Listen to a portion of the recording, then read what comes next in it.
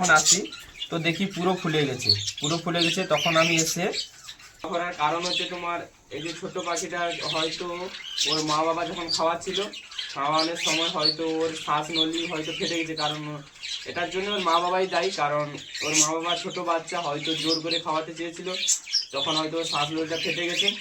তার কারণে ওর যতই যদি মিডিল বাড়িতে থাকে তো খুবই ভালো, আর যদি না থাকে তাহলে এরকম একটা শৌচালু কাঁটা নিয়ে আস্তে করে ছিদ্র করবে, যে কোনো এক জায়গায় ছিদ্র করে চারিদিক থেকে হালকা হালকা করে প্রেস দিলে ওই হাওয়াটা সেই যে ছিদ্র দিয়ে ধীরে ধীরে করে বেরিয়ে যাবে। তো হ্যালো বন্ধুরা, তোমরা সবাই কেমন আছো?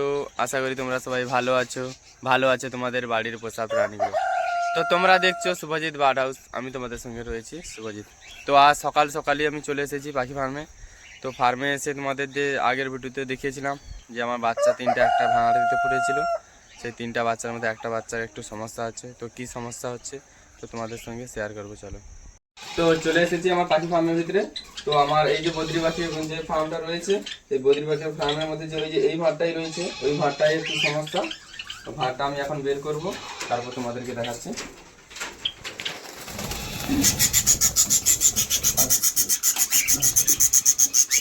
তো ভাড়টা বের করানো হয়ে গেছে, ওর ভিতরে ওর মা বাবা বসে আছে। ওর মা বাবাকে একটু বের করে দিই, তারপর তোমাদেরকে দেখাচ্ছি।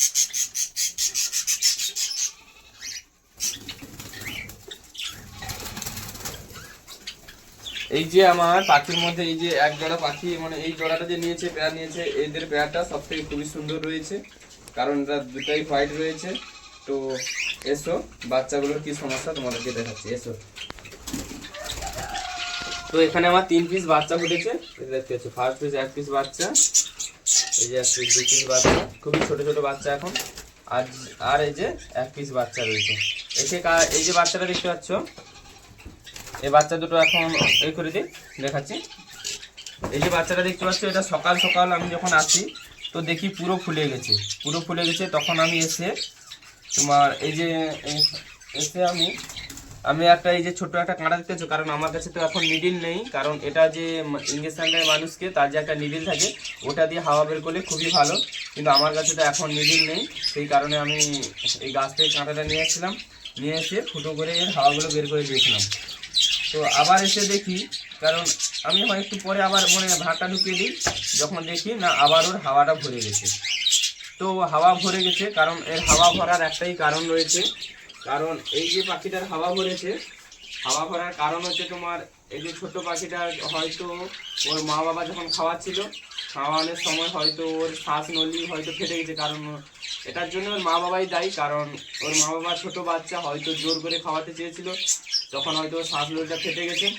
তার কারণে ওর যতই খাবার হয়তো খাবারের চেষ্টা করছে, ততই ওর পেটে আবার হাওয়া ভরে যাচ্ছে। কারণ আমি মিনিট 5-7 বা 10 হবে, আমি তার আগে এসে আমি হাওয়াটা বের করে দিয়ে গেছিলাম।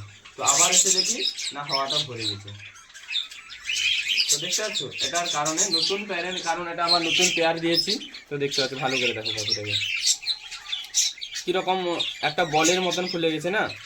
তো এটার জন্য তার এটা হচ্ছে নতুন প্যারেন্টস, কারণ ফার্স্ট টাইম এদের জোড়া দিয়েছি, কারণ নতুন পাখি ওরা, তাই জন্য হয়তো বুঝতে পারেনি, তার কারণে এরকম হয়েছে। হ্যাঁ, অনেক সময় গ্যাসের কারণে ওরকম হয়ে থাকে, কিন্তু গ্যাসের কারণে হয়ে থাকলে এটা গ্যাস বের করে দিলে সে সুস্থ হয়ে যাবে, কারণ এটা তো গ্যাসের কারণে নয়। কারণ আমি এক্ষুনি বের করে দিয়েছি, তারপরে আমি রেখে দিয়ে গেছিলাম যে এসে ওষুধ খাওয়াবো, তারপর দেখুন আবার ফুলে গেছে। তো চলো, ফুলে গেছে যেহেতু আবারও ওর গ্যাসটা আমি বের করে দিই, তারপর তোমাদের দেখাচ্ছি।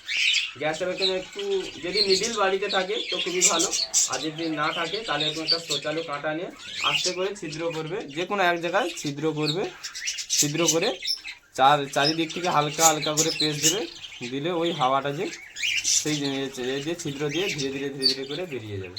কারণ এক ঘাই প্রেস দেবে না, ছোট বাচ্চা, কারণ মারা যেতে পারে। তো আমি হাওয়াটা ধীরে করে বের করানোর চেষ্টা করছি।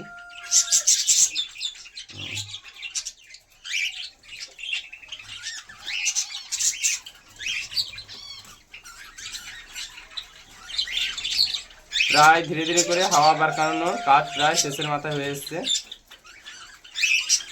দেখতে পাচ্ছ, হাওয়া বার করানোর কাজ প্রায় শেষের মাথায়। তো তোমরা আস্তে আস্তে চাপ দেবে, কারণ যাতে কোনো না সমস্যা হয়ে থাকে পাখির, ধীরে করে চাপ দিয়ে আস্তে আস্তে করে হাওয়াগুলো বের করে দেবে। তো আশা করি বাচ্চাটার হাওয়াটা বের করে দিয়ে গেলাম। এবার একটু ওকে ওষুধ খাওয়াবো। ওষুধ খাওয়ানোর পর দেখি যদি বাঁচে, সবাই ভগবানের কাছে ওর জন্য প্রার্থনা করবেন যেন ফার্স্ট টাইম এটা আমার বাচ্চা ফুটেছে, মানে এই জোড়াটার ফার্স্ট টাইম বাচ্চা ফুটেছে, যেন ওরা একটু ভালোভাবে সুস্থ হয়ে থাকতে পারে। এই দেখো আবার খুলে যাচ্ছে, দেখো আবার খুলে যাচ্ছে, আবার খুলে যাচ্ছে। 3-4 জায়গায় ছিদ্র করতে হবে, না হলে হবে না।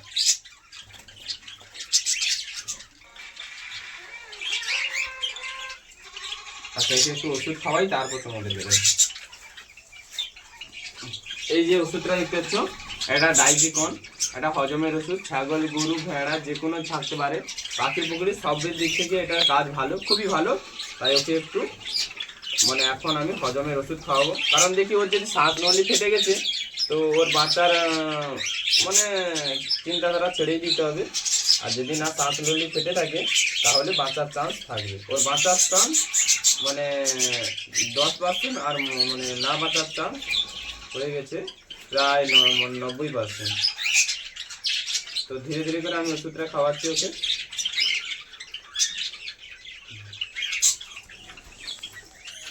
আশা করি হালকা ওর পেটে গেছে, আর একটু খাওয়াবো, কারণ ছোটো পাখি বেশি খাওয়ানো যাবে না। কারণ ও ওষুধটাকে জলের মতন খেয়ে নেবে। তো অল্প পরিমাণ খাওয়ানো থাক, পরে এসে আবার খাওয়াবো। কারণ আমি এর যে 3-4 জায়গায় ফুটো করে দিলাম, ও ধীরে ধীরে হাওয়া বেরিয়ে যাবে। আশা করি ধীরে ধীরে হাওয়া বেরিয়ে যাবে। তো সবাই এর জন্যে ভগবানের কাছে প্রার্থনা করবে যেন এই তাড়াতাড়ি সুস্থ হয়ে উঠে। তারপরে দেখবো কি হয় না হয়, পরের ভিডিওতে তোমাদেরকে দেখাবো। তো আজকের ভিডিও এই পর্যন্ত। অবশ্যই যদি ভিডিওটি ভালো লাগে, এই ছোট্ট পাখি বাচ্চাটির জন্য অবশ্যই একটি লাইক করে দেবেন। মনে হচ্ছে?